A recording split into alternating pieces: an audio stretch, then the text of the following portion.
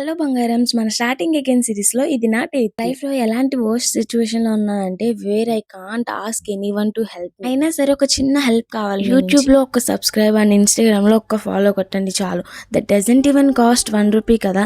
So మీరు కొట్టే ఒక్క ఫాలో అండ్ ఒక్క సబ్స్క్రిప్షన్ నాకు చాలా మోటివేషన్ ఇస్తుంది. మీరు చేసే ఈ హెల్ప్ నా జర్నీలో చాలా హెల్ప్ అవుతుంది నాకు. యూట్యూబ్ ఛానల్ లింక్ అయితే బయోలో ఉంది. ఒకసారి చెక్ చేసేయండి. ఈడెవడు కొత్తగా కనిపిస్తున్నాడు నీ వీడియోలో అనుకుంటారేమో. He is the main candidate in our house. He is the only person who supports me to do the content. ఇప్పుడు కూడా నేను వెళ్తుంటే నాతో పాటే వచ్చేసాడు. మేమిద్దరం కలిసి ఎక్కడికి వెళ్తున్నాం అంటే కుక్కని తీసుకురావడానికి వెళ్తున్నాం. కుక్కని తీసుకురావడానికి వెళ్తున్నారు ఇద్దరు కలిసి. ఏంటనే కదా మీ డౌట్. సో ఏంటంటే మా అమ్మగారు కాశీ వెళ్ళొచ్చారు. కాశీ వెళ్ళొచ్చిన ప్రతి ఒక్కళ్ళు కూడా కుక్కకి గార్లతో దండ చేసి వేస్తారనమాట. ఆ కల్చర్ దేనికోసం అయితే నాకు తెలీదు.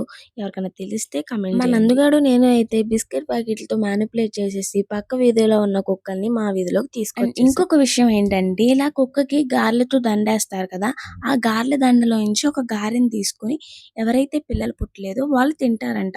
అలా తింటే కనుక వాళ్ళకి పిల్లలు పుడతారని నమ్మకం. కాశీ వెళ్ళొచ్చిన తర్వాత ఖచ్చితంగా ఇలా కుక్కకి గార్ల దండ వేసి దాంట్లోంచి తీసుకుని ఇలా తినడం ఇవన్నీ ఎందుకు చేస్తారన్నది నాకు కంప్లీట్ గా తెలియదు.